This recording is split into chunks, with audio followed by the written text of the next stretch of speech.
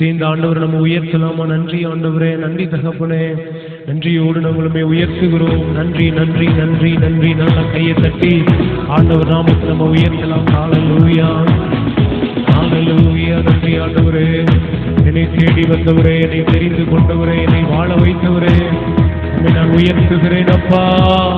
நீ செய்த நன்மைகளுக்காக நன்றி. நன்மை ஜீவனோட சுகத்தோடு பலத்தோடு ஆரோக்கியத்தோடு கொண்டு வந்து நிறுத்தினவரே, உம்மை நான் உயர்த்த வந்திருக்கிறேன் ஆண்டவரே என்று சொல்றவங்க நல்ல கையை தட்டி அவரை உயர்த்துவோம். ஹல்லேலூயா. நன்றி ஆண்டவரே. என்னை தேடி இயேசு வந்தார், என் வாழ்வை மாற்றி விட்டார். சந்தோஷத்தோடு என்னை தேடி இயேசு வந்தார், என் வாழ்வை மாற்றி விட்டார். அல்லேலூயா நான் பாடுவேன், அல்லேலூயா நான் பாடுவேன், ஆடி பாடி துதித்திடுவேன், ஆடி பாடி துதித்திடுவேன். என்னை தேடி இயேசு வந்தார், என் வாழ்வை மாற்றி விட்டார். சந்தோஷத்தோடு என்னை தேடி இயேசு வந்தார், என் வாழ்வை மாற்றி விட்டார். மகனானே நான் மகளானே, மகனானே நான் மகளானே, அப்பா பிதாவே என்றழைக்கும் உரிமையை எனக்கு தந்தார். அப்பா பிதாவே என்றழைக்கும் உரிமையை எனக்கு தந்தார். என்னை தேடி இயேசு வந்தார், என் வாழ்வை மாற்றி விட்டார். என்னை தேடி இயேசு வந்தார், என் வாழ்வை மாற்றி விட்டார். ஹல்லேலூயா அல்லேலூயா நான் பாடுவேன், அல்லேலூயா நான் பாடுவேன், ஆடி பாடி துதித்திடுவேன், ஆடி பாடி துதித்திடுவேன். என்னை தேடி இயேசு வந்தார், என் வாழ்வை மாற்றி விட்டார். என்னை தேடி இயேசு வந்தார். என்னை தேடி வந்தார்னு சொல்றவங்க ஆமே நல்ல மகிழ்ச்சியோடு சேர்ந்தவரை உயர்த்தலாம். நன்றி ஆண்டவரே, என்னை தேடி வந்தவரே, என்னை தெரிந்து கொண்டவரே, எனக்கு தேடி வந்த அற்புதமான சுகத்தை தந்தவரே. இந்த வார்த்தையை மறுபடியும் அறிக்கை செய்து பாட போறோம். ஆமென். ஒரு தெய்வீக சுகம், பரிசுத்த ஆவியானுடைய வல்லமையுள்ள சுகம் அளிக்கிற நதி. ஆமென். இந்த மாலை வேளையில நம்ம நடுவில் அளவில்லாமல் ஊற்றப்படும்படியாக நன்றி நிறைந்த இருதயத்தோடு அவரை நம்ம ஆராதிக்கலாமா? சேர்ந்து ஹல்லேலூயா. சுகமானே நான் சுகமானே, சுகமானே நான் சுகமானே, இயேசு கிறிஸ்துவின் காயங்களால் சுகமானேன் சுகமானேன். அறிக்கை செய்வோம். இயேசு கிறிஸ்துவின் காயங்களால் சுகமானேன். ஆமென். என்னை தேடி இயேசு வந்தார், என் வாழ்வை மாற்றி விட்டார். மகிழ்ச்சியோடு நம்பிக்கையோடு ஆமென். என்னை தேடி இயேசு வந்தார், என் வாழ்வை மாற்றி விட்டார். ஆகையா அல்லேலூயா நான் பாடுவேன், அல்லேலூயா நான் பாடுவேன், ஆடி பாடி துதித்திடுவேன், ஆடி பாடி துதித்திடுவேன். சத்தம் உயர்த்தி என்னை தேடி ஆமென், என் வாழ்வை மாற்றி விட்டார். என்னை தேடி இயேசு வந்தார், என் வாழ்வை மாற்றி விட்டார். சுகமானே சுகமானே நான் சுகமானே, சுகமானே நான் சுகமானே, இயேசு கிறிஸ்துவின் காயங்களால் சுகமானேன் சுகமானேன், இயேசு கிறிஸ்துவின் காயங்களால் சுகமானேன் சுகமானேன். அறிக்கை செய்ய பார்க்கலாம். சுகமானேன்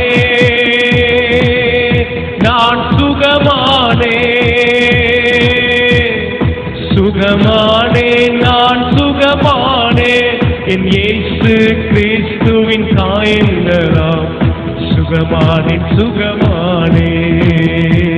என் இயேசு கிறிஸ்துவின் காயங்களாம் சுகமானேன் சுகமானே. அறிக்கை செய்வோம். சுகமானே நான் சுகமானே, சுகமானே நான் சுகமானே. இயேசு கிறிஸ்துவின் காயங்களாம் சுகமானேன் சுகமானே. அறிக்கை செய்வோமே. இயேசு கிறிஸ்துவின் காயங்களாம் சுகமானேன் சுகமானே. என் இயேசு கிறிஸ்துவின் காயங்களாம் சுகமானேன் சுகமானே. என் இயேசு கிறிஸ்துவின் காயங்களாம். ஆமென். அறிக்கை செய்யும் போதே அற்புதமான சுகங்கள் நடக்கட்டும். ஆண்டவரே, உம்முடைய தழும்புகளால் நாங்கள் குணமாகிறோமே. கல்வாரி சிலுவையில் எங்களுக்காக காயங்களை ஏற்றவரே, எங்களுக்காக நொறுக்கப்பட்டவரே, எங்களுக்காக அடிகளை ஏற்றவரே, உம்முடைய ஒவ்வொரு காயங்களிலும் உம்முடைய ஒவ்வொரு தழும்புகளும் எங்களுக்கு சுகத்தை தருவதற்காக நன்றி அப்பா. இயேசு கிறிஸ்துவின் காயங்களாம் சுகமானேன் சுகமானே. என் இயேசு கிறிஸ்துவின் காயங்களாம் சுகமானேன் சுகமானே. என் இயேசு கிறிஸ்துவின் காயங்களாம் சுகமானேன் சுகமானே. என்னை தேடி இயேசு வந்தார், எந்தன் வாழ்வை மாற்றிவிட்டார்.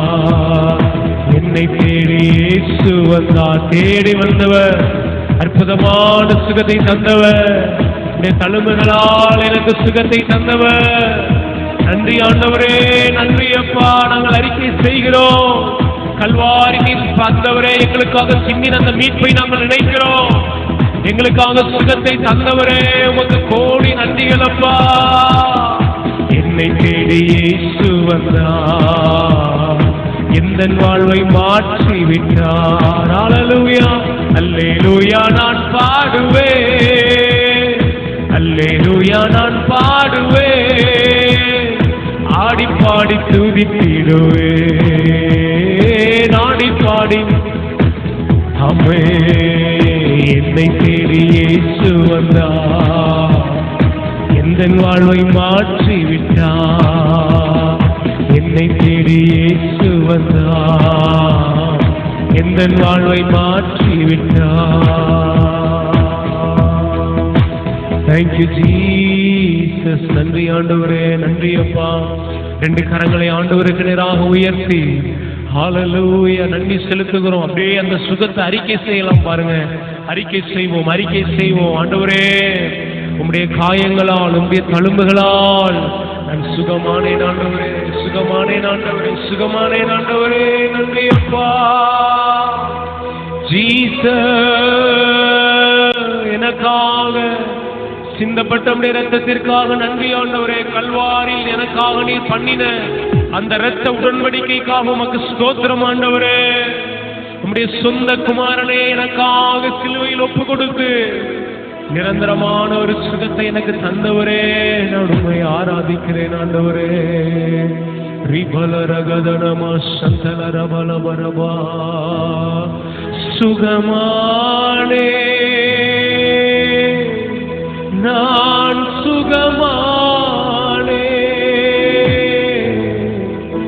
சுகமானே நான் சுகமானே.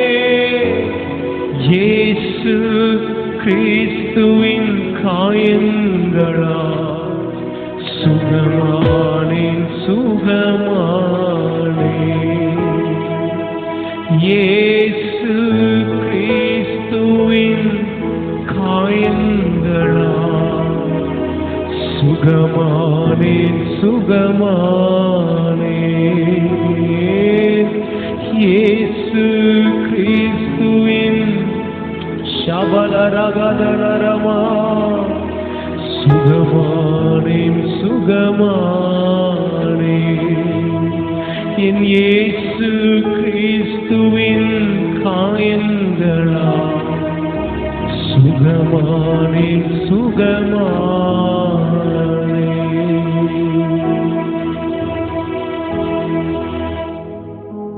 நன்றி ஆண்டவரே, உம்மை நாங்கள் உயர்த்துகிறோம், உமக்கு நாங்கள் நன்றி செலுத்துகிறோம் ஆண்டவரே. தகப்பனே, நாங்கள் உம்மை துதிக்கிறோம் அப்பா. நீர் கொடுத்த நல்ல ஆசீர்வதிக்கப்பட்ட மாலை நேரத்திற்காக நன்றி செலுத்துகிறோம். பரிசுத்த ஆவியானவர் எங்கள் நடுவில் நீர் இருப்பதற்காக நாங்கள் உம்மை துதிக்கிறோம் ஆண்டவரே. தொடர்ந்து பரிசுத்த ஆவியானவர் எங்களோடு இடைபடுங்கப்பா. உம்முடைய சுகமாக்குகிற வல்லமையுள்ள உம்முடைய பிரசன்னம் எங்கள் நடுவில் இருப்பதற்காக நாங்கள் உமக்கு நன்றி செலுத்துகிறோம் ஆண்டவரே. ஹல்லேலூயா. நன்றி ஆண்டவரே. நம்பி வந்தவர்களை கைவிடாத தேவன் ஆண்டவரே. உம்மை வந்த ஒருவரையும் நீர் வெறுமையாய் அனுப்பிவிடவில்லை ஆண்டவரே. பரிசுத்த ஆவியானுடைய சுகமளிக்கிற நதி எங்கள் நடுவில் அளவில்லாமல் பாய்ந்து செல்வதற்காக உமக்கு நாங்கள் நன்றி செலுத்துகிறோம் அப்பா. உடைய பிள்ளைகள் ஒவ்வொருவரையும் நீங்க நிரப்புங்க ஆண்டவரே. உடைய மகிமையான தேவ பிரசன்னம் அளவில்லாமல் உடைய பிள்ளைகள் ஒவ்வொருவரையும் நிரப்பட்டும் ஆண்டவரே. எல்லா தடைகளையும் ஆண்டவர் நீர் மாற்றுங்கப்பா. தொடர்ந்து ஆண்டவரே எங்களோடு நீங்க பேசுங்க. உடைய வார்த்தையின் வழியாக எங்களோடு இடைபடுங்க ஆண்டவரே. உயிர்ப்பிக்கிற உடைய வார்த்தை, ஜீவனுள்ள உடைய வார்த்தை எங்களுக்கு உண்டாகட்டும் ஆண்டவரே. இந்த இடத்துல இருந்து நாங்கள் கடந்து செல்லும் பொழுது ஆண்டவரே, உடைய சரீரத்தை சுகத்தை அனுபவித்தவர்களாக அநேகருக்கு சுகத்தை கொடுக்கக்கூடிய ஒரு பாத்திரங்களாக கத்தரங்களை ஆண்டவரே நீர் நிறைத்து அனுப்பும்படியாய் நாங்கள் செபிக்கிறோம்ப்பா. இந்த கரங்களை ஒப்பு கொடுக்கிறோம். பரிசுத்த ஆவியானவர் எங்களை நடத்துங்க. இயேசுவின் நாமத்தில் செபிக்கிறோம். எங்கள் ஜெபம் கேளும் நல்ல பிதாவே. கத்தர் கொடுத்தது நல்ல அற்புதமான இந்த மாலை வேளைக்காய் கத்தரை நான் நன்றியோடு துதிக்கிறேன். விசேஷமாக இந்த நாளில் இந்த பைபிள் ஸ்டடிக்கு வந்திருக்கிற உங்கள் ஒவ்வொருவரையும் கத்தர் ஆசீர்வதிப்பாராக. எங்களோடு கூட இணைந்து இந்த காணொலி மூலமாய் பார்க்கிற உங்கள் ஒவ்வொருவரையும் நாங்கள் வாழ்த்தி வரவேற்கிறோம். கத்தர் உங்களை ஆசீர்வதிப்பாராக. வியாதிகளும் கொள்ளை நோய்களும் பெருக்கெடுத்து ஏராளமான மரணங்கள் சூழ்ந்திருக்கிற அந்த நாட்கள்ல கத்தர் நம் ஒவ்வொருவரையும் ஜீவனை கொடுக்கிற வாய்க்காலாக, சுகத்தை கொடுக்கிற வாய்க்காலாக மாற்றுவாராக. அல்லேலூயா. அதுக்குதான் நம்ம இந்த பைபிள் ஸ்டடியை நம்ம இணைந்து சேர்ந்து தியானித்து கொண்டிருக்கிறோம். கர்த்தர் நல்லவர். நான் விசுவாசிக்கிறேன். அற்புதமான ஒரு சுகத்தை கர்த்தர் உங்க சரீரத்தில் கொடுத்து கொண்டிருக்கிறார். ஒவ்வொரு நாளும் சுகத்தின் மேல் நடப்பதற்கு கர்த்தர் நமக்கு உதவி செய்கிறார். அல்லேலூயா. கர்த்தருடைய வார்த்தைக்காக நம்ம கடந்து செல்வோம். கடந்த சில வாரங்களாக தெய்வீக சுகத்தை குறித்து நம்ம என்ன செய்கிறோம், இந்த இடத்துல கர்த்தருடைய வார்த்தையை நம்ம தியானித்து கொண்டு வருகிறோம். கடந்த வாரங்கள் நம்ம பார்த்தோம், தேவன் அற்புதமான சுகத்தை நம்ம சரீரத்தில் என்ன செய்கிறாரு, தர அவர் வல்லவராக இருக்கிறார். எப்படிப்பட்ட வியாதியாக இருந்தாலும், வியாதியின் கொடூரம் எவ்வளவு ஆழமாக இருந்தாலும், எவ்வளவு காலமாக இருந்தாலும் தேவனால் அற்புத சுகத்தை என்ன செய்ய முடியும், தர முடியும். ஏனென்றால் அவர் நேற்றும் இன்றும் என்றும் மாறாதவராய் இருக்கிறார். ஹல்லேலூயா. நம்ம அதை குறித்து தியானித்து கொண்டு வருகிறோம். கடந்த வாரத்தில் நான் சொன்னேன், கர்த்தர் நமக்கு வாக்குத்தத்தம் பண்ணி இருக்கிறார் சுகத்தை. ஆகையால் நம்ம என்ன செய்யலாம், அதை உரிமையோடு அதை பெற்றுக்கொள்வது நமக்கு ஆண்டவர் கொடுத்த ஒரு ஸ்லாக்கியம். ஏன்னா அவர் வாக்கு பண்ணாத ஒண்ணு நம்ம ஆண்டவர்கிட்ட என்ன செய்யல, நம்ம கேட்கல. அதை தருவேன் என்று சொல்லி இருக்கிறாரு. நீர் எனக்கு வாக்கு பண்ணினதை நீர் எனக்கு நிறைவேற்றும் ஆண்டவரேன்னு சொல்லி என்ன செய்கிறோம், நம்ம ஆண்டவர்கிட்ட கேட்கிறோம். அல்லேலூயா. பக்கத்துல பார்த்து சொல்லுங்க, சுகம் கர்த்தர் நமக்கு தந்த பெரிய வாக்குத்தத்தம். அல்லேலூயா. நான் உங்களை சுகமாக்குவேன். வியாதி உங்களில் நிறைய வசனங்களை நம்ம பார்த்தோம். அவர் உன் அப்பத்தையும் தண்ணீரையும் ஆசீர்வதித்து வியாதி உன்னிலிருந்து விலக்குவேன் என்று சொல்லி இருக்கிறார். உன் ஆயுசு நாட்களை பூர்ணப்படுத்துவேன் சொல்லி இருக்கிறார். அல்லேலூயா. அப்ப ஒரு வாக்குத்தத்தத்தை தந்திருக்கிறபடியால் அதை விசுவாசத்தோடு நம்ம என்ன பண்ணலாம், எனக்கு செய்யுங்க ஆண்டவரே. ஏன்னா பழைய ஏற்பாட்டை நம்ம பார்க்கிறோம், புதிய ஏற்பாட்டிலையும் நிறைய வார்த்தையை பார்க்கிறோம். நீர் எனக்கு சொன்ன, தாவீது கூட ஜெபம் பண்றாரு, ஆண்டவரே நீர் என்னை நம்ப பண்ணி நம்முடைய வார்த்தையை எனக்கு நினைத்து அதை நிறைவேற்றுன்னு சொல்லி ஜெபிக்கிறார். அப்படின்னா நீர் எனக்கு ஒரு வாக்குத்தத்தத்தை சொல்லி என்னை நம்ப வச்சீங்க ஆண்டவரே. நீங்க என்ன நம்ப பண்ணின, என்ன நம்ப வச்சீங்களா, நான் உனக்கு செய்வேன்னு சொல்லி அந்த வார்த்தையை எனக்காக என்ன செய்யுங்க, நினைச்சு நிறைவேற்றுங்க ஆண்டவரே. நீங்க சொன்னதை நினைத்து நிறைவேற்றுங்க ஆண்டவரே. அல்லேலூயா. அதை நாம பாடுறோம் அந்த பாடல கூட. எனக்கு நீரை நம்ப பண்ணின நம்முடைய வார்த்தையை நினைத்து நிறைவேற்றுங்க ஆண்டவரேன்னு சொல்லி கேட்கிறப்ப என்னன்னா, தேவன் நமக்கு சொல்லாத ஒன்றை நம்ம அவர்கிட்ட என்ன செய்யல, கேட்கல. அவர் வாக்கு பண்ணின ஒன்றை தேவனிடத்துல நம்ம என்ன செய்கிறோம், நம்ம கேட்கிறோம் இல்லையா? அதுதான் நம்ம கடந்த வாரம் பார்த்தோம். இன்றைக்கு ஒரு புதிய காரியத்தை நம்ம என்ன செய்ய போறோம், சேர்ந்து நம்ம தியானிக்க போகிறோம். ரொம்ப முக்கியமான கொஞ்சம் கொஞ்சமா படிப்படியா அந்த சுகத்தை குறித்து நம்ம அறிந்து கொள்ளுகிறோம். வரப்போற நாட்கள்ல ரொம்ப முக்கியமான காரியங்களை குறித்து என்ன செய்ய போறோம், நம்ம தியானிக்க போறோம். நான் ஏற்கனவே சொன்னது போல இந்த சுகத்தை குறித்ததான பைபிள் ஸ்டடி எதற்காகனா, ஒன்று மறுபடியும் அதை நான் ரிப்பீட் பண்றேன் பாருங்க. ஒன்று, நான் என்னுடைய பலவீனங்களிலிருந்து அற்புதமான சுகத்தை என்ன செய்யணும், பெற வேண்டும். இரண்டாவதாக, நான் சுகத்திலே என்ன செய்ய வேண்டும், வாழ வேண்டும். ஒருவேளை இன்னைக்கு உங்களுக்கு வியாதி இல்லாம இருக்கலாம், ஆனா இந்த போதனையினுடைய நோக்கம் என்னவென்றால், இனிமேலும் நீங்கள் வியாதி இல்லாமல் வாழ்வதற்காகத்தான் இந்த இடத்துல கர்த்தருடைய வார்த்தை என்ன செய்கிறோம், பிரசங்கிக்கிறோம். ஆமென். இனிமேலும் நான் என்ன செய்யக்கூடாது, இதுவரைக்கும் எனக்கு வியாதி இல்லைங்க, அதனால இதை குறிச்சு எனக்கு இதை குறித்து தெரிஞ்சு கொள்ள வேண்டிய அவசியம் இல்லைன்னு சிலர் என்ன செய்யலாம், நினைக்கலாம். பட் இல்ல, இன்னைக்கு இல்லாம இருக்கலாம், இனி என்றைக்குமே இல்லாமல் இருப்பது எப்படின்றத குறித்து நம்ம என்ன செய்கிறோம், தியானிக்கிறோம். இந்த விசுவாசமா நிறைந்த வார்த்தைகள், கர்த்தருடைய வார்த்தை சுகத்தை குறித்து என்ன சொல்லுகிறது என்றெல்லாம் நம்ம தியானிக்கும் போது இனிமேலும் வியாதி வராமல் நம்ம என்ன செய்யலாம், நம்மை பாதுகாத்துக் கொள்வதற்கு அது என்ன செய்யும், உதவி செய்யும். ஓகே, எனக்கு நான் வியாதியில இருந்து சுகமாயிட்டேன், எனக்கு வியாதியே இல்லை, ஓகே, அதோட முடிஞ்சிட்டா? இல்ல, என்னை குறித்த தேவனுடைய திட்டம் ஒன்று இருக்கிறது. ஆமென். என்ன திட்டம்னா, நான் அநேகருக்கு சுகத்தை கொடுக்கிறவனாய் மாறணும். இப்பவுமே நான் உங்களை சேலஞ்ச் பண்றேன். ஆமென். இப்போ உங்களை என்கரேஜ் பண்றேன். நான் என்னன்னா, ஒவ்வொரு வாரமும் இந்த செய்தியை சும்மா கேட்டு மட்டும் நீங்க போறவங்களா இருக்கக்கூடாது. நீங்க வியாதியஸ்தர்களுக்காக ஜெபிக்கிறவர்களா இருக்க வேண்டும். அல்லேலூயா. காலகாலமா பாருங்க, கிறிஸ்தவ உலகத்துல ஒரு ட்ரெண்ட் என்ன ஆயிடுச்சு அப்படின்னா, சுகத்திற்காக ஜனங்கள் எங்கெங்கயோ என்ன செய்யறாங்க, தேடி போகிறாங்க. உண்மை நான் பாருங்க, மருத்துவமனைக்கோ இல்ல சுகமாக்குற ஊழியங்களுக்கோ எதற்கும் எதிரானதே கிடையாது. ஏன்னா நிறைய நேரங்களில் நிறைய ஊழியக்காரங்க மருத்துவர்களை கூட என்ன செஞ்சாங்க, குறை சொல்றாங்க. இல்ல, தேவனே மருத்துவர்களை ஏற்படுத்தி இருக்கிறார். இஸ்ரவேல்ல பாருங்க, மருத்துவச்சிகளை தேவன் ஏற்படுத்தி வச்சிருந்தாரா இல்லையா? அவங்களை தலைக்கும்படி தேவன் செய்தாரா இல்லையா? கர்த்தர் செய்தார். என்னன்னா, அவர்கள் பலவீனப்படும் போது அவர்களுக்கு உதவி செய்வதற்கு தேவன் மருத்துவரை என்ன செஞ்சிருக்கிறாரு, ஏற்படுத்தி வைத்திருக்கிறார். ஏன் அதை சொல்றோம் அப்படின்னா, தேவனே மிகப்பெரிய மருத்துவர். ஏன்னா அவர் என்ன சொல்றாரு, நானே உன் பரிகாரியாகிய கர்த்தர் சொன்னாரா இல்லையா? அப்ப எல்லா டாக்டருக்கும் மேலான ஒரு டாக்டர் அவரு. அப்ப நம்ம டாக்டர் குறை சொல்லிட்டு இருக்கலாமா? இல்ல, அவரே பெரிய டாக்டருங்க. ஆமா, அவருக்கு பிள்ளைகளா இருக்கிற நிறைய டாக்டர்ஸ் என்ன செய்யறாங்க, இருக்கிறாங்க. ஆமென். அதனால மருத்துவத்தையோ மருத்துவர்களையோ அல்லது நம்ம யாரையும் என்ன செய்யறது, சுகமளிக்கிற ஊழியர்களையோ நம்ம குறை சொல்றது இல்ல. ஆமென். இதனுடைய நோக்கம் நல்ல கவனிங்க. நிறைய நேரங்கள்ல கிறிஸ்தவ உலகத்தினுடைய ஒரு சாபக்கேடு கூட என்ன ஆயிடுச்சு அப்படின்னா, ஒரு பலவீனம் வந்தா இங்க போனா சுகமாகும், அந்த ஊழியக்காட்ட போனா சுகமாகும், இந்த இடத்துக்கு போனா சுகம் கிடைச்சிடும், அந்த இடத்துக்கு போனா சுகம் கிடைச்சிடும், அந்த கூட்டத்தில் அட்டன் பண்ணோம்னா சுகம் கிடைச்சிடும் அப்படின்ற ஒரு வழக்கத்தை நம்ம கிறிஸ்தவ ஜனங்கள் என்ன செஞ்சிட்டாங்க, பழகிட்டாங்க. ஆனா நான் சொல்றேன் பாருங்க, நீங்கள் இருந்த இடத்திலிருந்தே தேவனிடத்திலிருந்து அற்புதமான சுகத்தை கொடுக்கும் நீங்க பெற்றுக்கொள்ள முடியும். அதுதான் இதனுடைய நோக்கம். அல்லேலூயா. நம்ம சுகத்திற்காக யாரையும் தேடி போக வேண்டியது இல்லைங்க.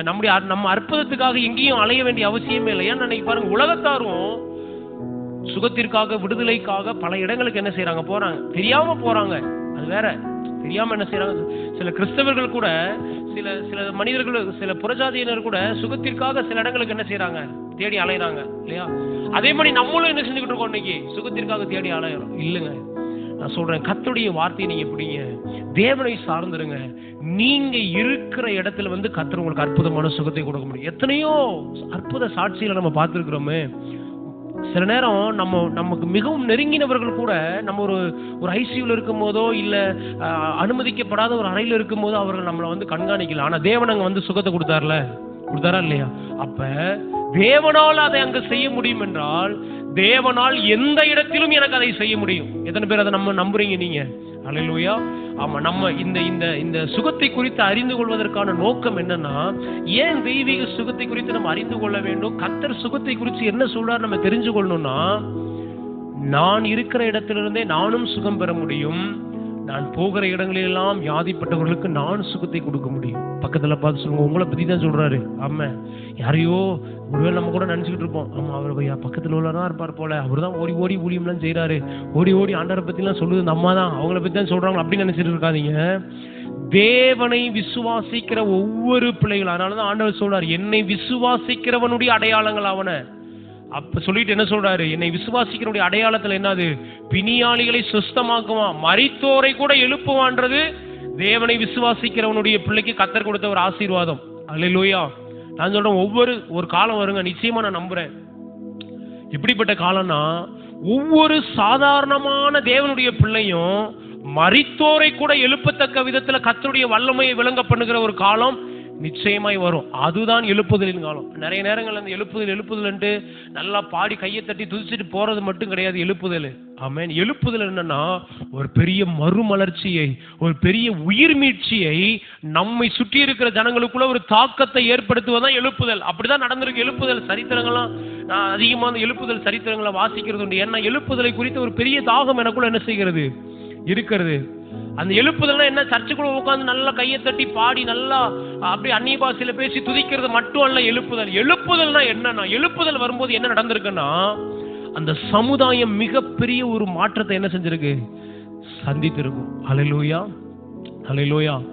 ஜான் ஜிலேக்கனுடைய சரித்திரத்தெல்லாம் நீங்க வாசித்து பார்த்தீங்கன்னா, அவர் வாழ்ந்த ஊர்லயே ஒருத்தன் கூட வியாதி இல்லையா. அவர் வாழ்ந்த ஊர்ல ஒருத்தன் கூட பலவீனப்பட்டவன் இல்லையா.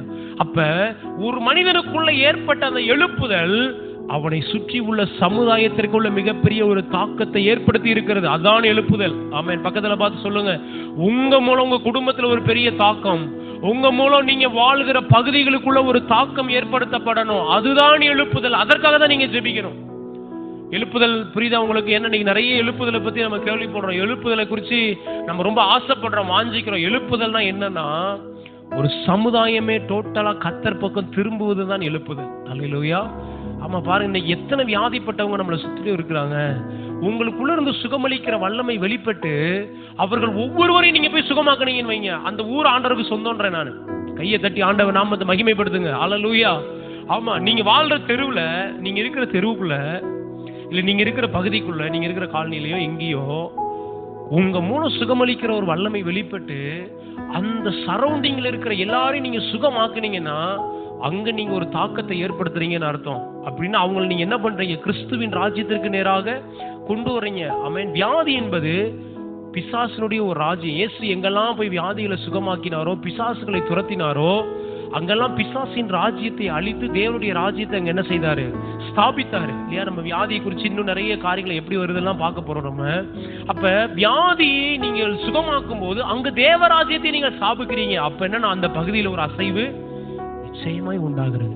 அல்லேலூயா. இப்ப நானே சொல்றேன், உங்களை எத்தனை பேர் நீங்க அற்புதமான சுகத்தை சரீரத்துல அனுபவிச்சதுனால ரட்சிக்கப்பட்டீங்க?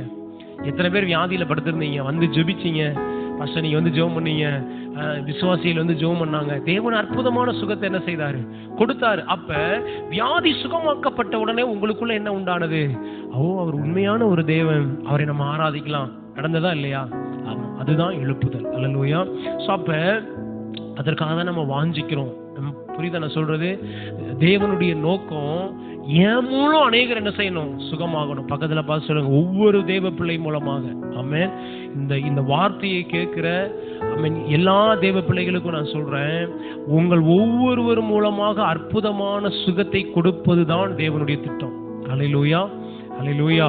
நம்ம ஒருவேளை இன்னைக்கு அது உங்களுக்கு ஒரு நம்பிக்கையற்ற நிலைமையில நீங்க இருக்கலாம். ஆனா நான் சொல்றேன், ஒருவேளை நீங்க நினைக்கலாம், நானே எப்படியாவது சுகம் கிடைச்சா போதுன்னு இருக்கிறேன், என் வாழ்க்கையில எப்படியாவது ஒரு மாற்றம் உண்டானா போதுன்னு இருக்கிறேன்ற நிலைமையில ஒருவேளை நீங்க இருக்கலாம். ஆமென். அப்படிதான் எல்லாருடைய நிலைமை இருந்துச்சு. ஆனா கர்த்தர் பாருங்க, அவர் தொட்டாரு, மறுரூபமாக்கினாரு, சுகமாக்கினாரு. அநேகருக்கு சுகத்தை கொடுக்கிற பாத்திரங்களாக கர்த்தர் மாற்றி இருக்கிறார் அநேகரை. அல்லேலூயா.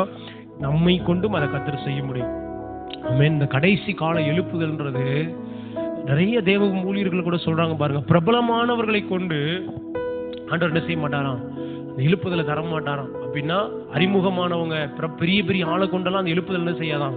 அப்படி நிறைய எழுப்புதல் வந்திருக்கு. என்னன்னா, ஒரு மனிதனுடைய ஜெபத்தினால, ஒரு மனிதன் கர்த்தருக்காக எழும்பி நின்றதுனால அந்த மனிதன் மூலம் கர்த்தர் அநேக ஒரு பெரிய மறுரூபத்தை என்ன செஞ்சிருக்கிறார், சமுதாயத்துல கொடுத்திருக்கிறார். ஆனா இந்த கடைசி கால எழுப்புதல்ன்றது என்னன்னா, தேவனை விசுவாசிக்கிற ஒவ்வொரு சாதாரணமான விசுவாசியும் அசாதாரணமான காரியத்தை செய்ய போறாங்க. அல்லேலூயா. பக்கத்துல பார்த்து சொல்லுங்க, உங்களை கொண்டும் அசாதாரணமான காரியத்தை கர்த்தர் செய்ய போறாரு. உங்களை கொண்டும் வல்லமையான சுகங்களை கர்த்தர் என்ன செய்ய போறாரு. அதுதான் அந்த கடைசி கால எழுப்புதல். அல்லேலூயா. அதுக்கு தான் கர்த்தர் நம்மளை ஆயத்தமாக்குறாரு. ஆமென். ஏன் இந்த பைபிள் ஸ்டடி நம்ம நடத்துறோம்? நல்லா கவனி. நிறைய நேரங்கள்ல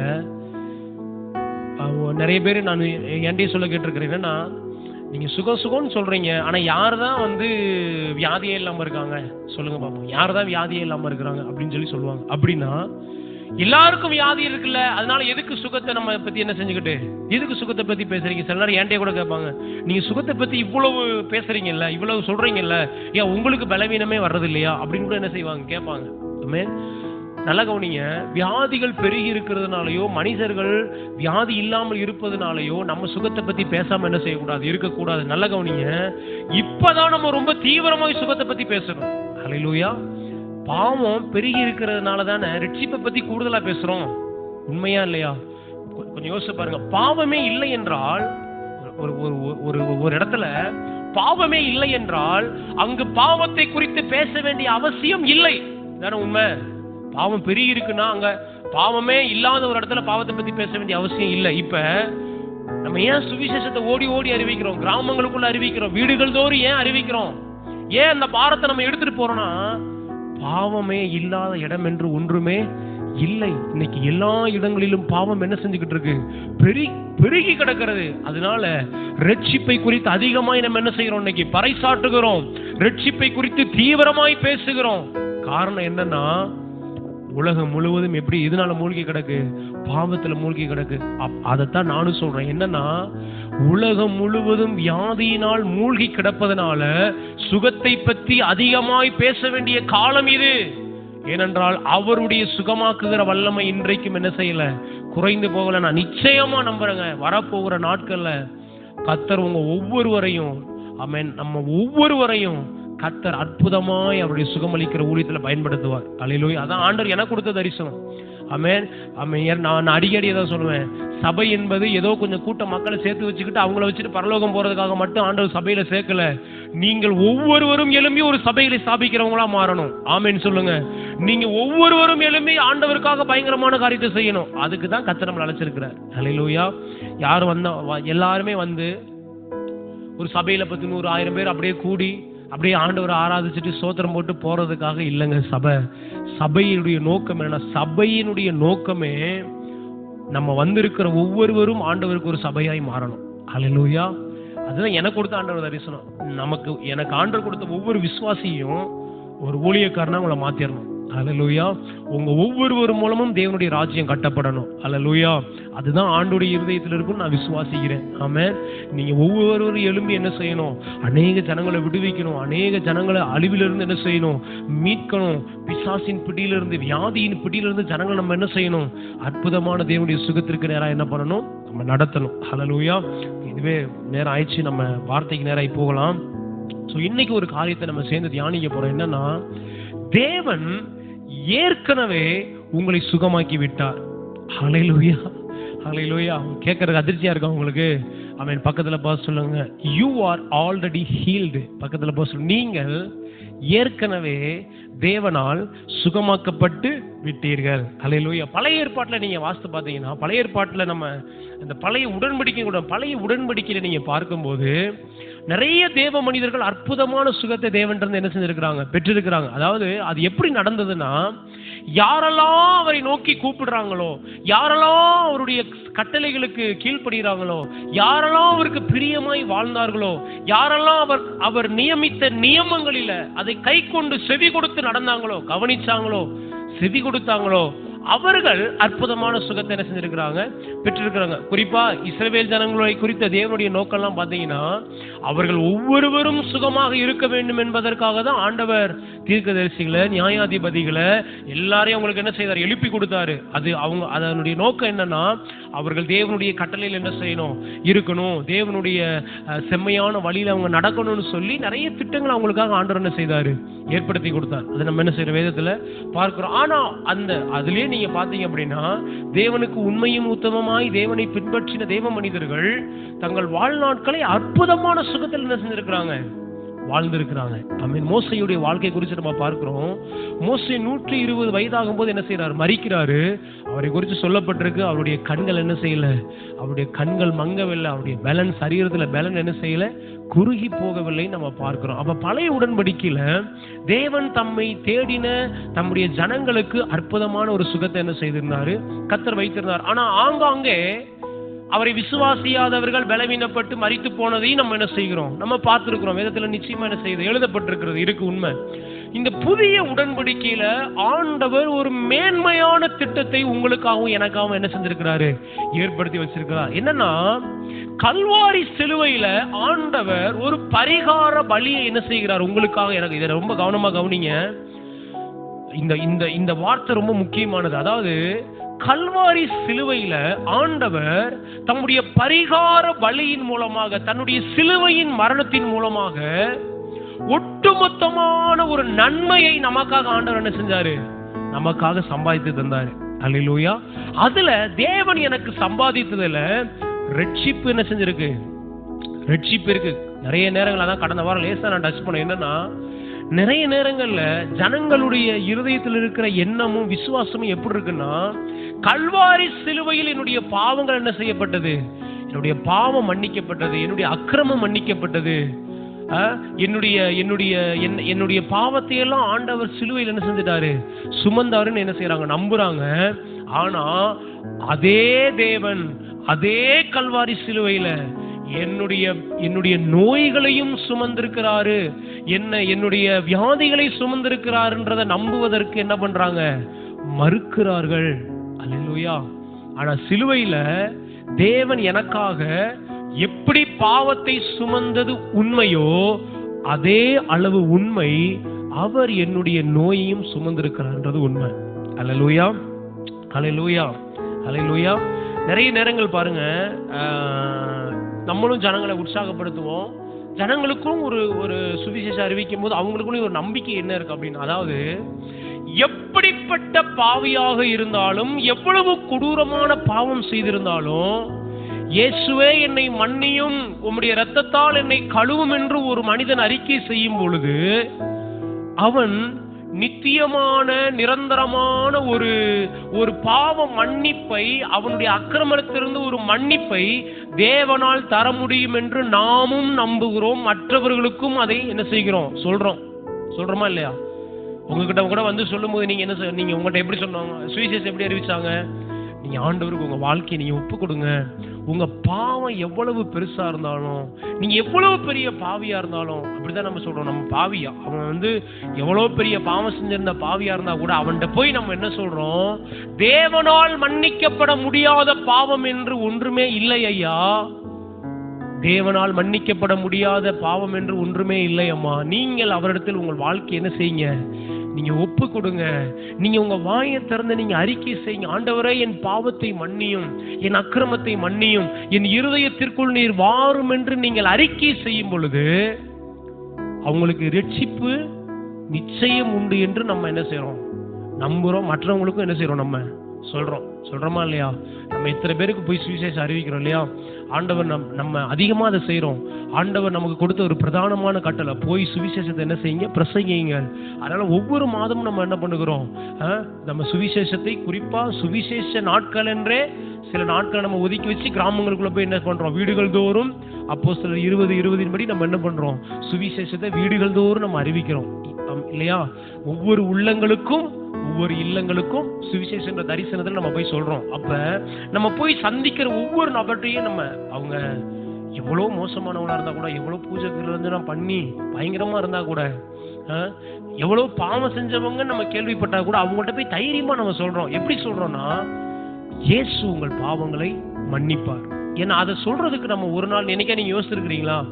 இல்லைங்க, உங்க பாவத்தெல்லாம் ஆண்டவர் மன்னிப்பாரா என்னன்னு தெரியலங்க, அப்படி யார்கிட்டயா நீங்க சொல்லியிருக்கிறீங்களா? நீங்க சுவிசேஷத்தை அறிவிக்கும் போது நிச்சயமா ஒரு மனுஷன் நம்ம சொல்லியிருக்க மாட்டோம் இல்லையா? நமக்கு ஆணித்தரமா நம்ம அதை நம்புறோம். என்ன நம்புறோம்னா, கல்வாரி சிலுவையில் ஆண்டவர் உங்களுடைய பாவத்தை என்ன செஞ்சிருக்கிறாரு, சுமந்து தீர்த்திருக்கிறார். ஆனா அதே ஆணித்தரமான நம்பிக்கையோடும் விசுவாசத்தோடும் எத்தனை பேர் நம்ம சொல்றோம், உங்கள் வியாதி எதுவாக இருந்தாலும் இயேசு சுகம் கொடுப்பார் நம்ம சொல்றோமா? இல்ல. ஏன்னா அத பல நேரம் நம்ம சந்தேகப்படுறோங்க. அது உண்மையை நான் சொல்றேன் பாருங்க, தேவனுக்கு அது மிகப்பெரிய ஒரு வருத்தமா இருக்கு, தேவனுக்கு மிகப்பெரிய ஒரு அவமானமா, இதுதான் சரியான வார்த்தை. தேவனுக்கு நம்ம அப்படி அது தைரியத்தோடும் விசுவாசத்தோடும் அறிக்கை செய்யாமல் இருக்கும்போது தேவனுக்கு அது ஒரு மிகப்பெரிய அவமானமா இருக்குங்க. இதான் உண்மைங்க.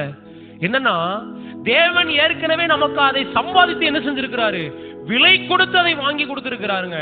பிதாவாகிய தேவன் தன்னுடைய சொந்த குமாரனையே விலையாக கொடுத்து உங்களுக்கு அதை என்ன செஞ்சிருக்கிறாரு? வாங்கி தந்திருக்கிறாரு. ஆனா அது மேல நமக்கு என்ன இருக்கு? ஒரு சந்தேகம் இருக்கு.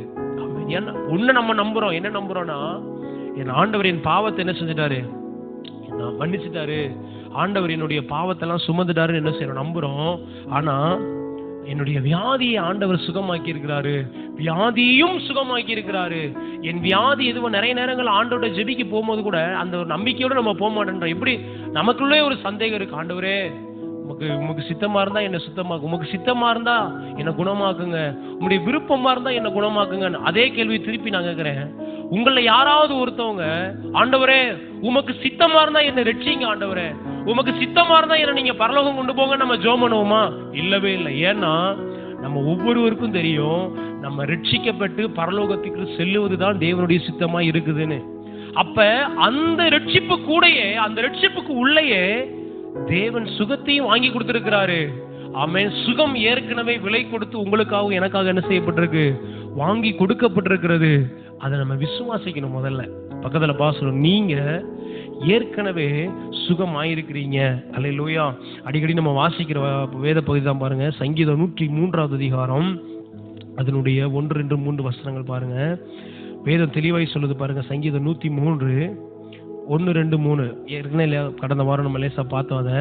என் ஆத்துமாவே கர்த்தரை ஸ்தோத்திரி, என் முழு உள்ளமே அவருடைய பரிசுத்த நாமத்தை ஸ்தோத்திரி. என் ஆத்துமாவே கர்த்தரை ஸ்தோத்திரி, அவர் செய்த சகல உபகாரங்களையும் மறவாதே. அவர் உன் அக்கிரமங்களை எல்லாம் மன்னித்து உன் நோய்களை எல்லாம் குணமாக்கி உன் பிராணனை அழிவுக்கு விலக்கி மீட்டு உன்னை கிருபையினாலும் இரக்கங்களினாலும் முடிசூட்டி நன்மையினால் உன் வாயை திருப்தி ஆக்குகிறார். கழுகுக்கு சமானமாய் உன் வயது திரும்ப வாழ வயது போல் ஆகிறது. இங்க வேதத்துல நல்லா கவனிங்க, அக்கிரமங்களை எல்லாம் மன்னித்திருக்கிறாரு. உண்மையா இல்லை? எத்தனை பேர் நம்புறீங்க? என்னுடைய எல்லா அக்கிரமத்தையும் ஆண்டவர் என்ன செஞ்சிருக்கிறாரு? மன்னிச்சிருக்கிறார். யாராவது நீங்க நம்புறீங்களா? இல்லங்க, இந்த அக்கிரமத்தை ஆண்டவர் மன்னிச்சிருவார், ஆனா இந்த அக்கிரமத்தை மன்னிக்க மாட்டாரு, இந்த அக்கிரமத்தை மன்னிக்க ஆண்டவரால முடியாது நம்புறீங்களா? இல்ல, நம்ம எல்லாருமே நம்புறோம். நம்முடைய அக்கிரமங்கள், நம்முடைய பாவங்கள் எதுவாக இருந்தாலும், எவ்வளவு கொடூரமானதாக இருந்தாலும் என் பாவங்களை மன்னித்து என்னை ஏற்றுக்கொள்ள அவரால் முடியும் என்று நம்புகிறோம். அதே நான் சொல்றேன், அது அவரால் முடியும் என்றால் என் நோய்களை எல்லாம் அவரால் குணமாக்க முடியும். ஆனா இங்க வேணும் என்ன சொல்லுது பாருங்க, என் நோய்களை எல்லாம் குணம் ஆக்கி. அப்படின்னா என்ன அர்த்தம்? ஏற்கனவே என்னுடைய வியாதிகளை அவர் என்ன செஞ்சிட்டாரு? சுகமாக்கிட்டாரு. என்னுடைய வியாதிகளை சுமந்து என்ன செஞ்சிட்டாரு? தீர்த்து விட்டாரு. இனிமேல் ஒன்னு அவர் செய்ய போறதில்லை. இப்ப நல்லா கவனிங்க, இந்த ஒரு எடுத்துக்காட்டு சொல்றேன். இப்ப ஒரு மனுஷன் இத்தனை வருஷம் பாவத்தில் இன்னைக்கு இந்த 2025வது வருஷம் ஜனவரி மாசம் இன்றைக்கு ஒருத்தன் ரட்சிக்கப்பட்டு மனம் திரும்புறான்னா, இன்றைக்கு அவன் ரட்சிக்கப்படுவதற்காக இயேசு இன்றைக்கு மரித்தாரா, இல்ல 2025 ஆண்டுகளுக்கு முன்பாக மரித்தாரா? என்ன சொல்றீங்க நீங்க? இயேசு இன்னைக்கு நான் செய்த இன்னைக்கு தான் நான் மனம் திரும்புறேன் அப்படின்னா இன்னைக்காக எனக்கு மரிச்சாரு? இல்ல இல்ல, இயேசு இன்றைக்கு என்னுடைய மனம் திரும்புதலுக்காக 2000 வருஷங்களுக்கு முன்பாகவே எனக்காக என்ன செஞ்சிருக்கிறாரு? மரித்து தம்முடைய பரிகார பலியினால, தன்னுடைய அந்த கிரயத்தினால இன்றைக்கு நான் பெற வேண்டிய இந்த ரட்சிப்பிற்கான கிரயத்தை அன்றைக்கே எனக்காக செலுத்தி விட்டார். செலுத்தினாரா இல்லையா? நிச்சயமா செலுத்தி இருக்கிறாரு. அப்ப இன்றைக்கு என்னுடைய ரட்சிப்பிற்கு அவர் அன்றைக்கு கிரயத்தை செலுத்தினது உண்மையானால், இன்றைக்கு என்னுடைய சுகத்திற்கு அன்றைக்கே அவர் கிரயத்தை செலுத்தினதும் உண்மை. அல்லேலூயா.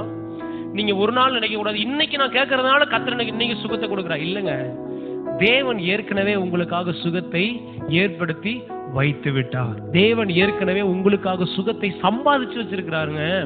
ஏற்கனவே அதற்கான பணம் செலுத்தப்பட்டிருக்கிறது. அதை நீங்கள் பெற்று அனுபவிக்க வேண்டும் என்று விரும்புகிறார். அல்லேலூயா.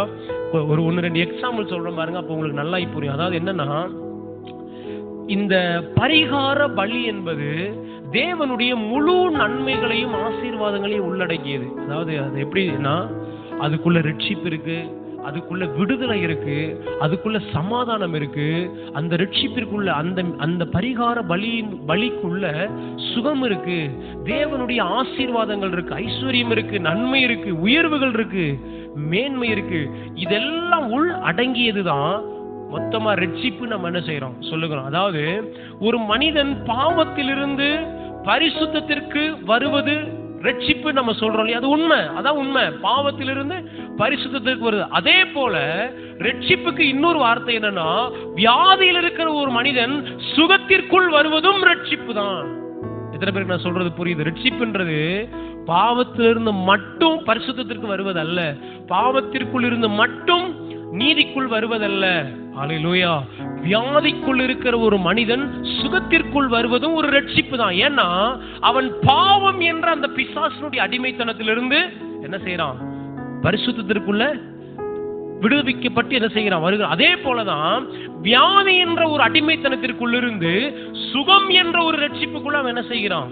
வருகிறான். அதே போலதான் தரித்திரம் என்ற ஒரு அடிமைத்தனத்திலிருந்து விடுவிக்கப்பட்டு ஆசீர்வாதம் என்ற ஒரு ரட்சிப்புக்குள்ள அவன் என்ன செய்கிறான்? வருகிறான். இது எல்லாமே எதற்குள்ள அடங்கி இருக்குன்னா, ரட்சிப்பு என்ற அந்த மீட்பின் திட்டத்தில் அடங்கி இருக்கிறது. எல்லாம் சொல்லுங்க. சுகம் என்பது மீட்பின் திட்டத்தில் ஒன்று. அல்லேலூயா. இன்னொன்னு கூட நான் சொல்றேன் பாருங்க, இந்த வார்த்தையை நல்லா உங்க இருதயத்துக்குள்ள பதிச்சு வச்சுக்கொள்ளுங்க. இந்த சுகம் சொல்லி பேசும்போது தேவன் சர்வ வல்லமை உள்ளவர், அதனால அவர் உங்களை சுகமாக்குறாரு அப்படின்றது ரெண்டாவது விஷயம். என்னது? தேவன் அவர் பயங்கரமும் பராக்கிரமமான தேவனுங்க, அதனால அவர் சுகமாக்குறாரு அப்படின்னு நீங்க நினைச்சீங்கன்னா தேவனுடைய வல்லமையிலிருந்து நீங்க என்ன செய்வீங்க? சுகத்தை பெற்றுக்கொள்வீங்க. இருக்கு உண்மை. ஆனா தேவன் என்னை நேசிக்கிறாருங்க, அதனால என்ன அவர் சுகமாக்குறாருங்க. இது மேன்மையான ஒரு திட்டம். அல்லேலூயா. அவர் வல்லமை உள்ளவர் என்பதனால் அவர் சுகமாக்கல, அவர் நம்மை நேசிக்கிறார், ஆகையால் நம்மை அவர் சுகமாக்குகிறார். அல்லேலூயா. ரட்சிப்பு அதான் நல்லா கவனிங்க. ஏன் இதை ரட்சிப்போடு ஒப்பிடணும்? அப்பதான் நமக்கு நல்லா புரியும். தேவன் வல்லமை உள்ளவர் என்பதனால் நம்ம என்ன செய்யல? ரட்சிப்பு வெளிப்படுத்தல. தேவன் நான் சர்வ வல்லமை உள்ள தேவன், நான் ரட்சிக்கிறவர் பாரு அப்படின்னு தேவன் ரட்சிப்பை வெளிப்படுத்தலங்க. தேவன் நம்மை நேசிக்கிறாருங்க, அதனாலதான் ரட்சிப்பை வெளிப்படுத்தினார் சிலுவையில. அல்லேலூயா. அப்ப எல்லாமே நல்லா கவனிங்க. தேவன் நமக்கு தருகிற இந்த ஆசீர்வாதங்கள், இந்த சுகம், இந்த ரட்சிப்பு, இந்த விடுதலை, இந்த சமாதானம், இந்த சுகம், இதெல்லாமே அவர் பராக்கிரமசாலியான தேவன் என்பதற்காகவோ சர்வ வல்லமையுள்ள தேவன் என்பதற்காகவோ நமக்கு கொடுக்கல. நம்மை அவர் ரொம்ப நேசிக்கிறாரு, அதனால நமக்கு அதெல்லாம் தருகிறார். அல்லேலூயா. இப்ப வருவோங்க. இப்ப நல்லா கவனிச்சு பாத்தீங்கன்னா, இந்த ரட்சிப்புக்கு உள்ள எல்லாமே என்ன செஞ்சிருக்கு? அடங்கி இருக்கு. அதற்கான விலையை கர்த்தர் என்ன செஞ்சிருக்கிறாரு? கர்த்தர் கொடுத்திருக்கிறார். இப்ப நீங்க ரொம்ப பசியா இருக்கிறீங்க, நான் என்ன பண்றேன்னா உங்களை சந்திக்கிறேன். ஒரு பஸ் ஸ்டாண்ட்ல எங்கேயோ நான் உங்களை சந்திக்கிறேன். உங்களை பார்க்கும்போது ரொம்ப பசியோடு இருக்கிற மாதிரி தெரியுது. உங்க கையில பணமே இல்லாத மாதிரி என்ன செய்யுது? நீங்க ரொம்ப கஷ்டத்தோடு இருக்கீங்க. அப்ப நான் உங்களை பார்த்து என்ன பண்றேன்னா, ஒரு ஹோட்டலுக்கு கூட்டு போய் நீங்க என்ன வேணுமோ நீங்க என்ன செய்யுங்க, நீங்க என்ன வேணாலும் சாப்பிட்டுக்குங்க அப்படின்னு என்ன பண்றேன்? ஒரு புஃபையை காமிக்கிறேன். புஃபையை அங்க என்ன இருக்கு? சிக்கன் பிரியாணி இருக்கு, மட்டன் பிரியாணி இருக்கு, சாப்பாடு இருக்கு, சப்பாத்தி இருக்கு, பூரி இருக்கு, இட்லி இருக்கு, எல்லாமே வெரைட்டியா என்ன செஞ்சிருக்கு? 10, 20, 30 ஐட்டம் என்ன செஞ்சிருக்கிறாங்க? அப்படியே அடிக்கி என்ன செஞ்சிருக்கிறாங்க? வச்சிருக்கிறாங்க. இப்ப நான் அப்ப அவங்க சொல்றாங்க, இந்த நீங்க எதை வேணா எடுத்து சாப்பிட்டுக்கலாம், அது ஒரு பேக்கேஜ் பண்ணி தானே கொடுப்பாங்க. இந்த பேக்கேஜுக்குள்ள எல்லாமே என்ன செஞ்சிருக்கு? அடங்கியிருக்கு. நீங்க ஒரு சாப்பாட்டுக்கு ஒரு 500 ரூபா நீங்க இப்ப பே பண்ணா போதும் அப்படின்னு சொல்லிட்டாங்கன்னு வைங்க. நான் என்ன பண்றேன்னா, உங்களுக்காக ஒரு 500 rupees என்ன பண்றேன்? நான் பே பண்ணிட்டு நீங்க உங்களுக்கு இஷ்டப்பட்டதை என்ன செய்யுங்க? சாப்பிட்டுக்கங்கன்னு சொல்லிட்டு என்ன செஞ்சுட்டேன்? நான் போயிட்டேன். இப்ப நீங்க என்ன பண்றீங்க? அங்க போய் அங்க ரசம் வச்சிருக்காங்க, அந்த ரசத்தை மட்டும் கொஞ்சம் என்ன செய்றீங்க? ஊத்தி குடிச்சிட்டு இதுவே எனக்கு போதுங்க அப்படின்ட்டு வந்துட்டீங்க. அப்படின்னா அதை கேள்விப்படுகிற எனக்கு சந்தோஷமா இருக்குமா, இல்ல நான் ரொம்ப வருத்தப்படுவேனா? இதை நீங்க சொல்லுங்க பாப்போம். உங்களுக்காக நான் ஒரு 500 ரூபா கொடுத்துட்டேன். அதாவது ஒரு எக்ஸாம்பிளுக்கு நான் இதை சொல்றேன். உங்களுக்காக ஒரு 500 rupees பே பண்ணிட்டேன். நீங்க ரொம்ப பசியா இருக்கீங்க. ஆனா அங்க எல்லாமே என்ன செஞ்சிருக்கு? நிரம்பி இருக்கு. ஐஸ்கிரீம் இருக்கு, கேக் இருக்கு, எல்லாமே இருக்கு. இப்பவுமே நிறைய பேருக்கு எச்சி ஊரும் நினைக்கிறேன். எல்லாமே இருக்கு. ஆனா நீங்க என்ன பண்ணிட்டீங்கன்னா, கடையை போய் கொஞ்சோண்டு சூப்பு மட்டும் என்ன செஞ்சிட்டீங்க? எனக்கு இது போதுங்கய்யா, இதுவே நீர் எனக்கு செஞ்ச பெரிய உதவிங்க அப்படின்ட்டு ஒரு கப்பு சூப்பு மட்டும் என்ன செஞ்சிட்டீங்க, குடிச்சிட்டு வந்துட்டீங்கன்னா, இப்போ என்கிட்ட வந்து சொல்றீங்க, ஐயா ரொம்ப நன்றி பாஸ்டர், ரொம்ப கஷ்டத்தோடு இருந்தேன், நீங்கள் பே பண்ணீங்க பாருங்க, அதில் நான் ஒரு சூப்பை குடிச்சிட்டு வந்துட்டேங்க அப்படின்னா நான் உங்களை என்ன சொல்லுவேன், அட என்னங்க நீங்கள், உங்களுக்காக நான் 500 rupees அதில் பே பண்ணியிருக்கேன், நீங்கள் நல்லா சாப்பிட்டுட்டு வந்திருக்கலாம்ல சொல்லுவேனா மாட்டேனா? சொல்லுவேன். ஏன்னா அதற்கெல்லாம் சேர்த்து தான் நான் என்ன பண்ணியிருக்கிறேன், அந்த 500 ரூபாயை கொடுத்துருக்கிறேன். உங்களுக்கு புரியுதா? உங்களுக்கு சிலுவையில் இதுதாங்க நடந்தது. என்ன நடந்ததுன்னா, ஏதோ ஒரு ரட்சிப்பு மேன்மையானது, எல்லாவற்றை பார்க்கிலும் ரட்சிப்பு விலை மதிப்பற்றது. அதை குறைச்சே நம்ம என்ன செய்யல, எடை போடல. ஆனா அதற்காக மட்டும் தேவன் சிலுவையில் என்ன செய்யல, சாகல. அதுக்காக மட்டும் ரத்த சிந்தல, அதுக்காக மட்டும் அடிக்கப்படலைங்க. எனக்கான எல்லாவற்றையும் மீட்டு தருவதற்காகத்தான் தேவன் சிலுவையில் அந்த கிரயத்தை செலுத்தி இருக்கிறார். ஹல்லேலூயா. இந்த எக்ஸாம்ல ஒரு நாள் நீங்க மறக்காதீங்க, உங்களுக்கான சகல நன்மைகளுக்கான விலையைத்தான் தேவன் என்ன செஞ்சிருக்கிறாரு, தேவன் கொடுத்திருக்கிறாரு. ஆமென். ஹல்லேலூயா. நீங்க வந்து இன்னொரு எக்ஸாம்பிள் கூட சொல்றேன், உங்களுக்கு இன்னும் கொஞ்சம் நல்லா புரியும். இப்போ நீங்க ஒரு ட்ரெஸ் வாங்கணும்னு ஆசைப்படுறீங்க, சரியா? அப்போ நான் உங்களை பார்க்குறேன், நான் என்ன விட்டுருங்க, உங்கள் வீட்டில் ஒருத்தவங்க என்ன செய்கிறாங்க, உங்கள் ஹஸ்பண்டோ உங்கள் ஹஸ்பண்ட் என்ன பண்ணுறாரு, இல்லை உங்கள் வீட்டில் யாரோ ஒரு அண்ணனோ தம்பியோ என்ன பண்ணுறாங்கன்னா, உங்களுக்கு ஒரு ட்ரெஸ் வாங்கி கொடுக்கணும்னு ஆசைப்பட்டு உங்களை என்ன செய்கிறாங்க, ஒரு கடைக்கு என்ன பண்ணுறாங்க, கூட்டு போகிறாங்க. கூட்டு போய் உங்களுக்கு என்ன பண்ணுறாங்கன்னா, ஒரு நல்ல சேரீ, விலை உயர்ந்த சேரீ என்ன செய்கிறீங்க, நீங்கள் பார்க்குறீங்க. சேரீயை பார்த்து அதை பாரு, நல்லா கவனிங்க. அந்த சேரீ சொல்கிறாங்க, இந்த சேரீயோட விலை 3000 ரூபாங்க. இதில் நிறையா அழகா காரியங்களாம், அது எனக்கு எக்ஸ்பிளைன் பண்ண தெரில, பட் ஆனால் நீங்கள் உங்களுக்கு தெரியும் நல்லா. இப்போ என்ன பண்ணீங்கன்னா, நீங்கள் அந்த சேரீ 3000 ரூபான்னு சொன்ன உடனே அந்த 3000 ரூபாய்க்கான விலையை என்ன செஞ்சுட்டாரு, உங்கள் வீட்டில் உள்ளவங்க கொடுத்துட்டாங்க. இப்போ நீங்கள் என்ன பண்ணுறீங்கன்னா, இல்லைங்க அந்த ப்ளவுஸ் வேண்டாங்க, எனக்கு அந்த சேரீ தாங்க முக்கியம், அதனால் அந்த ப்ளவுஸ் பிட்டை நீங்கள் தனியாக வெட்டி என்ன செஞ்சுக்கோங்க, நீங்கள் எடுத்து வச்சுக்கோங்க, எனக்கு அந்த சேரீ மட்டும் போதும் அப்படின்னு நீங்கள் வாங்கிட்டு வருவீங்களா? இல்லை. நீங்கள் என்ன பண்ணுவீங்க, இன்னும் ஆஃபர் ஏதாவது இருக்காதாங்க, இது வாங்கினா 3000 ரூபாய்க்கு வாங்கினா வேற ஏதாவது கூப்பன் டப்பா ஏதாவது கிடைக்குதாங்க, கேட்குறீங்களா இல்லையா?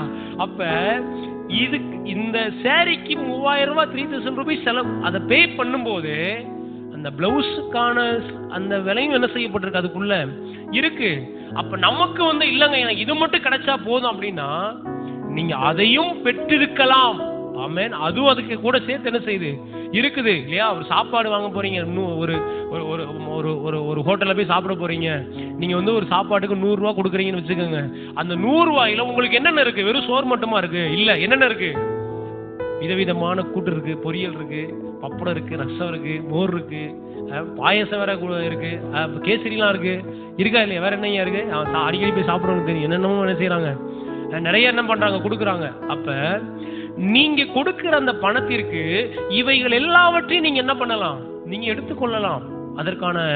அதற்கான சாய்ஸ் உங்களுக்கு கொடுக்கப்பட்டிருக்கு. அப்ப ஆண்டவர் என்ன வருத்தப்படுறாருன்னா, கல்வாரி சிலுவையில உனக்காக இது எல்லாவற்றையும் தான் நான் என்ன செஞ்சிருக்கிறேன், சேர்த்து வச்சிருக்கிறேன். உனக்கான சுகத்தை ஏற்கனவே நான் சம்பாதித்து வச்சிருக்கிறேன், நீ அதை எடுத்துக்கோன்னு சொல்லி என்ன செய்யறாரு, நம்மளை எதிர்பார்க்கிறாரு. அதை தான் சொல்றாரு வாக்குத்தத்தத்துல, நான் உன்னை சுகமாக்குகிற தேவன், நான் உன்னை ஏற்கனவே சுகமாக்கி இருக்கிறேன் அப்படின்னு என்ன செய்யறாரு, வாக்கு பண்ணாரு.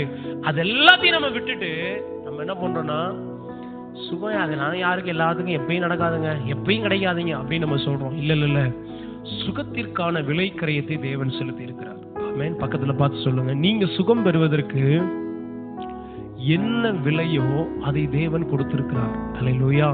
அப்படின்னா விலை மதிப்பற்ற தன்னுடைய ஜீவனையே அவர் உங்களுக்காக கொடுத்திருக்கிறார். அல்லேலூயா. 1 கோடி ரூபாய் பெருசா, ஒரு உயிர் பெருசாங்க அப்படின்னா இது என்ன பெருசு, ஒரு உயிர் தானே பெருசு. ஆமா. அப்போ உங்க வியாதிக்கு விலை மதிப்பற்ற ஒரு தேவனுடைய குமாரன் என்ன பண்றாரு, விலையாய் கொடுக்கப்பட்டிருக்கிறாரு. ஹல்லேலூயா. உங்க வியாதி எவ்வளவு பெரியதாக இருந்தாலும், அதான் நான் சொல்றேன், உங்களுடைய வியாதி எவ்வளவு கொடூரமானதாக இருந்தாலும், எவ்வளவோ காலகாலமா இருந்தாலும், நான் சொல்லுகிறேன், அதற்கான விலை கிரயத்தை கல்வாரி சிலுவையில தேவன் செலுத்தி இருக்கிறார். அதை நீங்க நம்புங்க. ஆமென். இன்னொரு வசனத்தை கூட வாசிப்போம். ஆமென். நமக்கு தெரிந்த ஒரு வசனம். ஆமென். 1 பேதுரு 2வது அதிகாரம் 24வது வசனம். ஆமென்.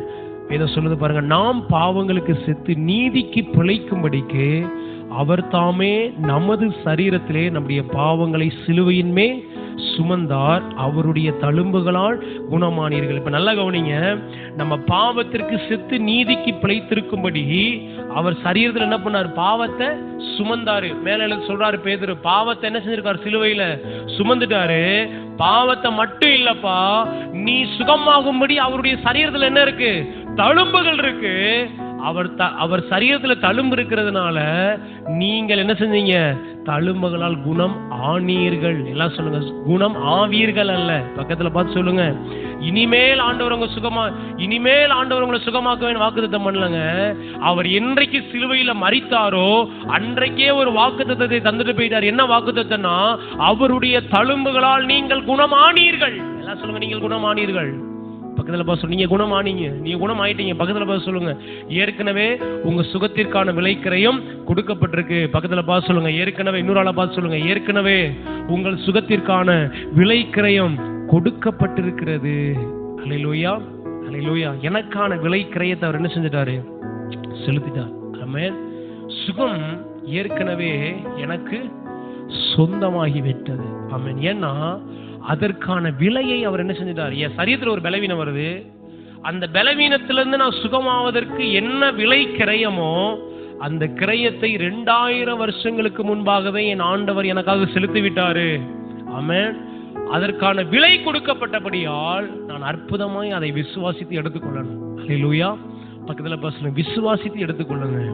நம்புங்க, அவரால் முடியும் என்று நம்புங்க. எனக்காக அவர் சம்பாதித்து வச்சிருக்கிறாருன்னு நீங்க விசுவாசிக்கும் போது உங்க சுகத்தை நீங்க என்ன செய்ய முடியும்? அற்புதமாய் பெற்றுக்கொள்ள முடியும். ஆமென். தேவன் சுகமாக்குவதற்கு பல்வேறு வழிகள் வச்சிருக்கிறாரு. தேவனுடைய நோக்கம் என்னன்னா, ஒரு வழியை வைக்கல. என்னன்னா, ஏன்னா ஒருத்தன் ஒன்ன விசுவாசிப்பான், இன்னொருத்தன் என்ன பண்ணுவான்? வேற ஒன்ன விசுவாசிப்பான். இன்னொருத்தன் இது ரெண்டும் எனக்கு செட் ஆகாதுங்க, நான் இதைத்தான் விசுவாசிக்கிறேன், என்ன செய்வான்? அப்ப தேவன் ஏன் பல வழிகளை வைத்திருக்கிற சுகமா? எப்படியாலும் நீ விசுவாசி சுகத்தை என்ன செஞ்சுக்கோ, பெற்றுக்கோ. அல்லேலூயா. நீ சுகம் பெற வேண்டும், அதான் நான் விரும்புறேன். நீ எப்படி விசுவாசிக்கிறியோ, நீ எப்படி அப்படி சுகத்தை என்ன செஞ்சுக்கோ, பெற்றுக்கோன்னு தேவன் விரும்புகிறார். அல்லேலூயா. பக்கத்துல பாசனம், நீங்கள் ஏற்கனவே சுகமாகி விட்டீர்கள். அல்லேலூயா. இனிமேல் நீங்க சுகமாக போறது இல்ல. பக்கத்துல பாச சொல்லுங்க, கை கொடுத்து சொல்லுங்க, ஒருவேளை நீங்க பலவீனமா இருந்தீங்கன்னா இந்த பலவீனத்திற்கான விலைக்கிரயம் ஏற்கனவே செலுத்தப்பட்டது. அல்லேலூயா.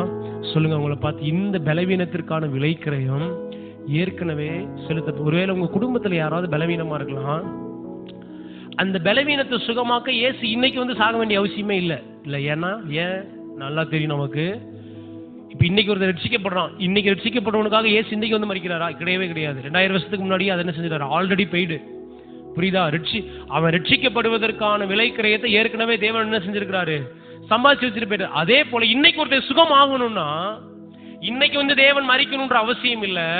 அவன் சுகத்திற்கான விலைக்கிரயத்தையும் கல்வாரியில் என்ன செஞ்சிருக்காரு? ஆண்டவர் சம்பாதிச்சிருக்கிறார். இன்னைக்கும் என் ஆருடைய சரீரத்தில் தழும்புகள் உண்டு. அந்த தழும்புகள் எதை நினைவூட்டுகிறதுனா, எனக்காக அவர் கல்வாரி சிலுவையில சுகத்தை சம்பாதித்தார் என்பதை நினைவூட்டுகிறது. ஹல்லேலூயா. எத்தனை பேர் நீங்க நம்புறீங்க? இது விசுவாசிக்க ஆரம்பிங்க. ஆமென். எனக்கு பிடிச்ச ஒரு வாசனம் பாருங்க, எப்பயுமே அதிகமாக நான் அறிக்கை செய்கிற ஆமென் ஆசையோடு வாசிக்கிற வசனம் ரோமர் 8வது அதிகாரம். அதனுடைய எடுத்துக்கொள்ளுங்களேன். ரோமர் 8ல தேங்க்யூ ஜீசஸ் 32வது வசனம். ஆமென். ரோமர் 8:32 31 கூட வாசி. இவைகளை குறித்து நாம் என்ன சொல்லுவோம்? தேவன் நம்முடைய பட்சத்தில் இருந்தால் நமக்கு விரோதமாக இருப்பவன் யார்? தம்முடைய சொந்த குமாரன் என்றும் பாராமல் நம்ம எல்லாருக்காகவும் அவரை ஒப்பு கொடுத்தவர் அவரோடு கூட மற்ற எல்லாவற்றையும் நமக்கு அருளாது இருப்பது எப்படி? அல்லேலூயா. ரொம்ப பவர்ஃபுல்லான ஒரு வார்த்தைங்க. ஆமென். தம்முடைய சொந்த குமாரன் என்றும் பாராமல் எனக்காக அவரை ஒப்பு கொடுத்தார்.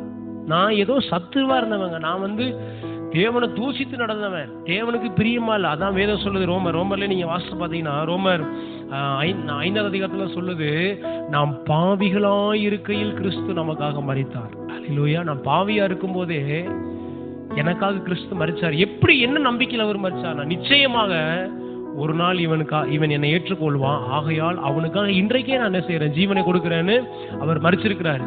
அததான் இங்கேயும் மறுபடியும் நினைப்பட்ட விரும்புகிறேன். நிச்சயமாய் இவன் சுகத்தை தேடுவான். இவனுடைய சுகத்திற்காக இன்றைக்கே நான் தழும்புகளை ஏற்றுக்கொள்கிறேன், அன்றைக்கு ஏற்றார். அல்லேலூயா. எவ்வளவு பாசமுள்ள தேவன் பாருங்க, எவ்வளவு அன்பான தேவன் பாருங்க. அல்லேலூயா.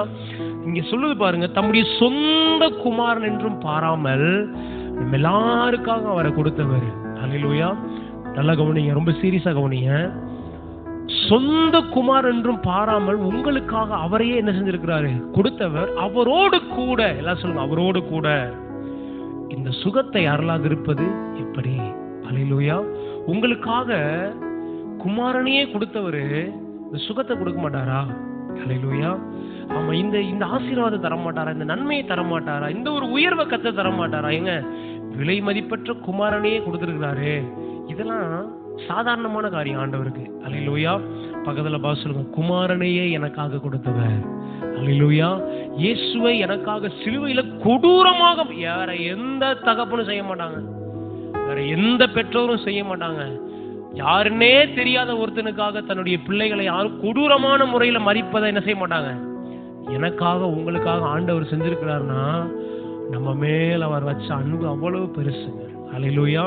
தேவன் ஏன் உங்களை சுகமாக்க விரும்புறாரு? ஏன் நீங்க சுகத்தோடு இருக்கணும்னா, கல்வாரி சிலுவையில பிதாவாகிய தேவன் அங்கலாய்க்கிறாருங்க. இன்னைக்கு நீங்க ஒரு வியாதியில போராடிக்கிட்டு இருக்கும்போது தேவன் வைத்த அந்த சுகத்தை நீங்கள் அனுபவிக்காம இருக்கும்போது அவர் என்ன தெரியுமா வேதனைப்படுவாரு? நீ சுகமா இருக்கணும் தானடா, 2000 வருஷத்துக்கு முன்னாடி என் குமாரனை இந்த கோரமான மரணத்துல ஒரு விலைக்கரையத்தை உனக்காக நான் செஞ்சேன்.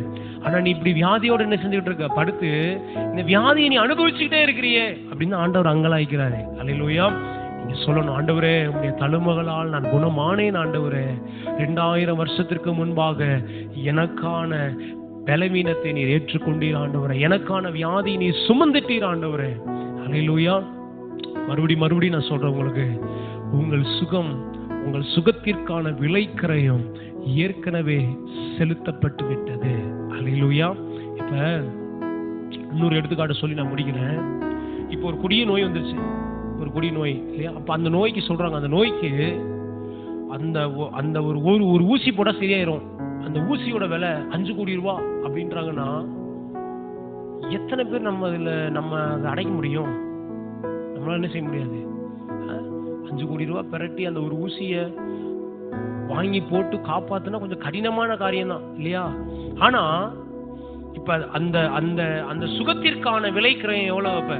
இப்ப இந்த சுகத்தை பெற்றுக்கொள்ளணும்னா அந்த சுகத்திற்கான விலைக்கிரயம் எவ்வளவு டாக்டர் சொல்றாரு? இப்ப 5 கோடி நீங்க இந்த ஊசியை வாங்கி போட்டீங்கன்னா நீங்க சுகமாகிடலாம் அப்படின்னா, இப்ப இந்த 5 கோடி பிரட்டி ஒரு ஊசியை போட்டா சுகம் ஆயிடலாமா? ஆயிட முடியாதா? கண்டிப்பா சுகமாக முடியும். அப்ப இந்த நோய்க்கான விலை கிரயம் என்னது அப்படின்னா 5 கோடி. 5 கோடி இருந்துச்சுன்னா சுகமாயிடலாம்.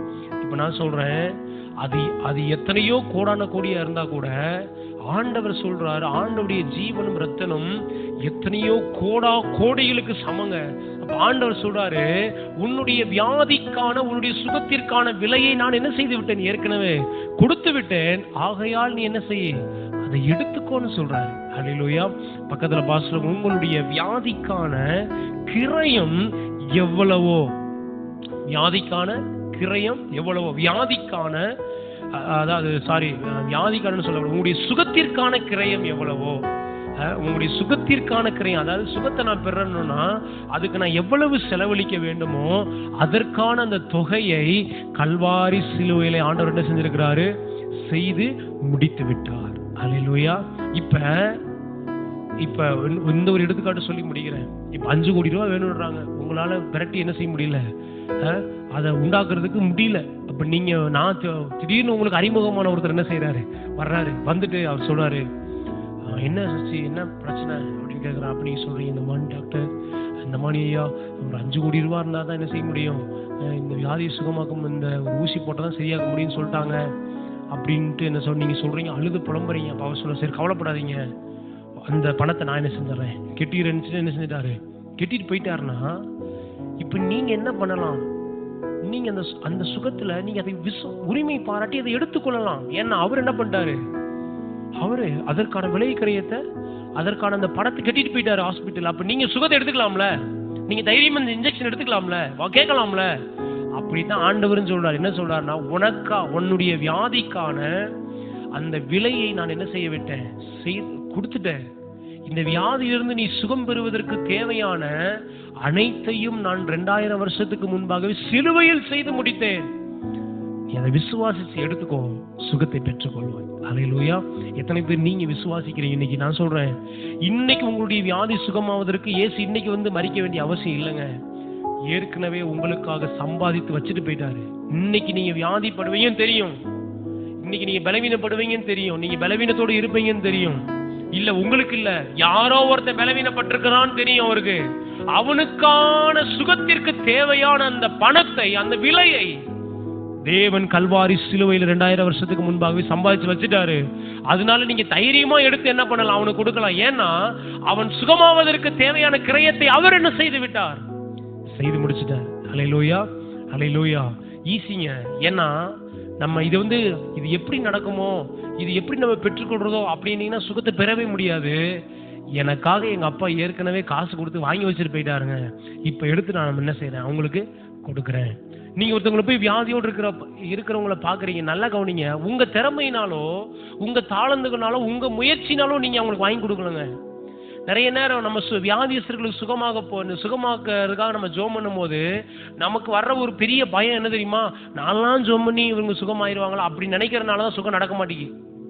என்ன நம்ம நினைக்கிறோம், நம்ம ஏதோ பெரிய ஆள் மாதிரி நம்ம அப்படியே ஜோம் பண்ணி நம்ம அதை ஆண்டவர்கிட்ட இருந்து அவர் தரமாட்டேன்றார் அதை வாங்கி நம்ம கொடுத்துட்றோம் அப்படின்ற மாதிரி நம்ம நினைக்கிறோம்.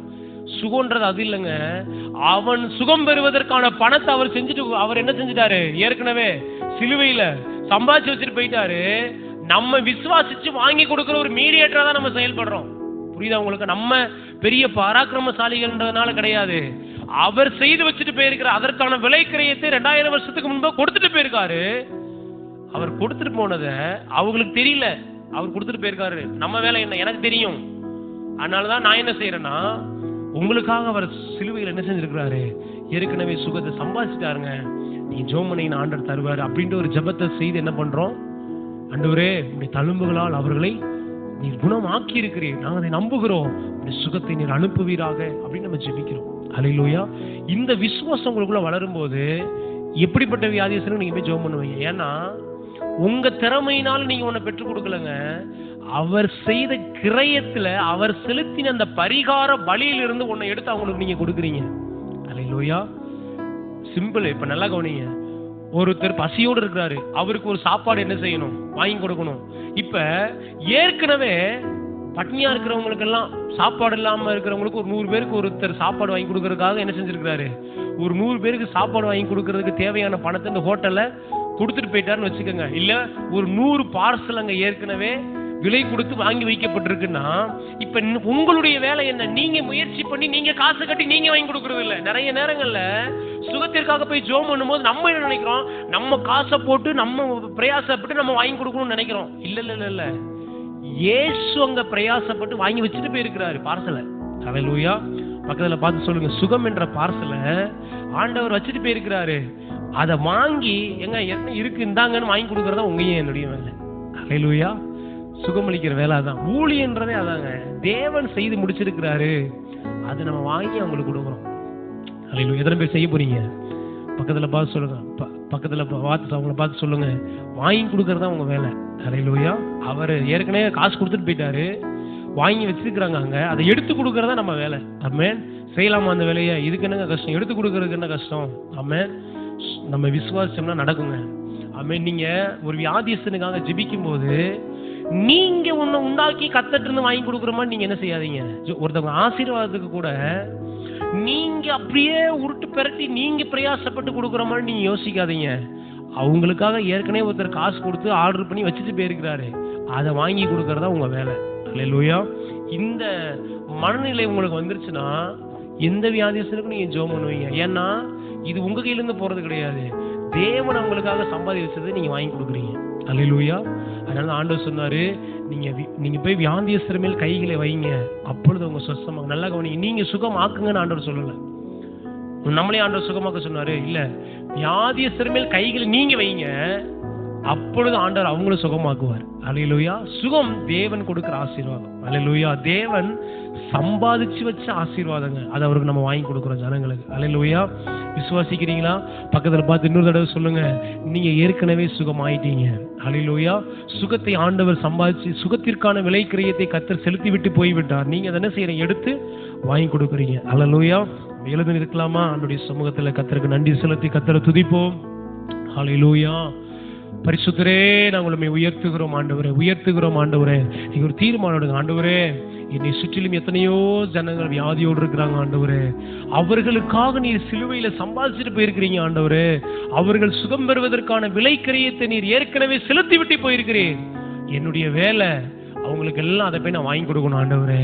நீங்க கொஞ்சம் ஒரு நிமிஷம் கண்ணை திறந்து பாருங்களேன். ஒரே ஒரு காரியம் மட்டும் சொல்றேன். இப்போ இன்னைக்கு நம்ம நம்ம நம்ம சமுதாயத்தில் எடுத்துக்குவோம், ஒரு பஞ்சாயத்துல இருந்து ஒரு ஆசீர்வாதம் கொடுக்குறாங்க, ஒரு நன்மை கொடுக்குறாங்கன்னு வைங்க. ஏதோ என்னமோ என்ன செய்யறாங்க, இப்போ இந்த கோழி கொடுக்குறாங்க, மாடு கொடுக்குறாங்க, ஆடு கொடுக்குறாங்க, என்னென்னமோ என்ன பண்றாங்க, கொடுக்குறாங்க. இப்ப நீங்க இதை கேள்விப்படுறீங்க. அப்ப நீங்க என்ன செய்வீங்க? ஒரு நல்ல மனுஷனா தான் என்ன செய்வீங்க? நீங்க போய் உண்டாக்கி வாங்கி கொடுக்கறது இல்ல. நீங்க போய் என்ன பண்ணுவீங்க? இந்த மணி ஃப்ரீயா கொடுக்குறாங்க, போய் என்ன செய்யுங்க? வாங்கிக்கங்க. இந்த மணி ஃப்ரீயா கொடுக்குற, நீங்க கஷ்டப்பட்டா போய் வாங்கி எடுத்து கொடுக்குறீங்க. இல்ல இல்ல, ஏற்கனவே எல்லாத்துக்கும் கொடுத்துக்கிட்டு இருக்காங்க, நீங்களும் என்ன செய்யுங்க? வாங்கிக்கங்க. இதுதான் ஊழியம். அல்லேலூயா. தேவன் ஏற்கனவே என்ன செஞ்சிருக்கிறாரு? ஃப்ரீயா அவர் கொடுக்குறாரு. நீங்க இப்படி இந்த மனநிலை உங்களுக்கு வந்துச்சுன்னா நீங்க ஓடி ஓடி என்ன செய்வீங்க? செய்ய ஆரம்பிப்பீங்க. அல்லேலூயா. கண்களை மூடி நம்ம ஜெபிக்கலாம். ஆண்டவருடைய சமூகத்துல ஸ்தோத்திரம் ஆண்டவரே, நாங்கள் உம்மை துதிக்கிறோம் அப்பா. நன்றி சொல்லுகிறோம், நன்றி சொல்லுகிறோம், நன்றி சொல்லுகிறோம். Thank you Jesus. நன்றி ஆண்டவரே, நன்றி அப்பா.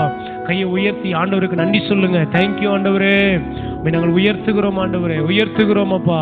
ஆண்டவரே, கல்வாரி சிலுவையில ஏற்கனவே எங்களுக்கான சுகத்தை நீர் சம்பாதித்து வச்சிருக்கிறீர் ஆண்டவரே. அதற்காக உமக்கு நன்றி சொல்றோம் ஆண்டவரே. அறிக்கை செய்யுங்க ஆண்டவரே, நாங்க பிரயாசப்பட்டு அதை உண்டாக்குறல ஆண்டவரே. எங்களுக்காக விலை கிரயத்தை நீர் செலுத்தி இருக்கிறீர் ஆண்டவரே. ஹல்லேலூயா. அதை மற்றவங்களுக்கெல்லாம் கொடுக்க எங்களுக்கு நீ உதவி செய்யுங்க ஆண்டவரே. எல்லாருக்கும் அதை கொடுக்க உதவி செய்யுங்க ஆண்டவரே.